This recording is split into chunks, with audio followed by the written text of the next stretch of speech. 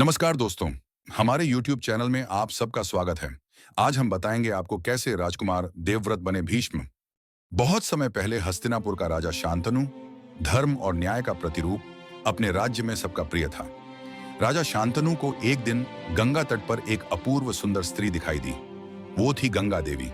राजा ने उनसे विवाह का प्रस्ताव रखा।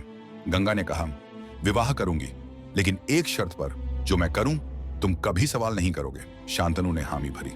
विवाह हुआ और गंगा ने एक एक करके 7 पुत्रों को जन्म दिया और हर बार उन्हें नदी में बहा दिया। राजा शांतनु का दिल अंदर ही अंदर टूटता जा रहा था, पर शर्त की याद उन्हें चुप रहने को मजबूर करती थी। लेकिन जब 8वां पुत्र हुआ, राजा से रहा न गया।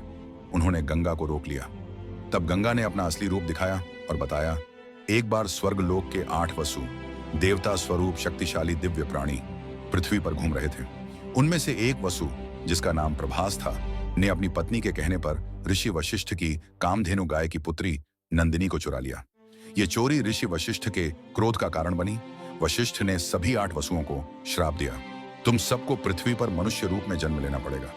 बाकी 7 वसु क्षमा मांगने लगे तो ऋषि ने कहा, तुम 7ओं का जीवन छोटा होगा, जन्म लेते ही मुक्ति मिल जाएगी, लेकिन प्रभास को पूर्ण जीवन बिताना होगा। 8वें वसु ने मुझसे प्रार्थना की, वो उन्हें धरती पर मां बनकर जन्म दे और मुक्त कर दे।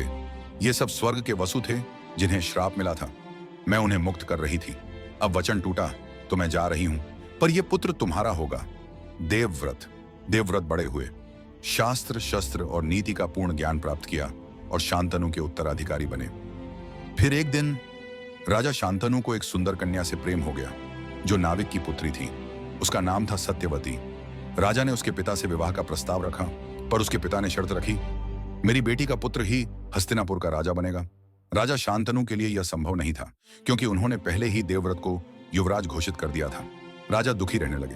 देवव्रत ने जब पिता का दुख जाना तो वो स्वयं सत्यवती के पिता से मिलने गए और वहीं उन्होंने ली वो प्रतिज्ञा, मैं कभी विवाह नहीं करूंगा और आजीवन ब्रह्मचारी रहूंगा, ताकि कभी भी उनकी संतान सिंहासन की दावेदार न बन सके। यह प्रतिज्ञा इतनी कठोर थी कि देवताओं ने उसे भीष्म कहकर संबोधित किया, जिसका अर्थ है भयंकर प्रतिज्ञा लेने वाला।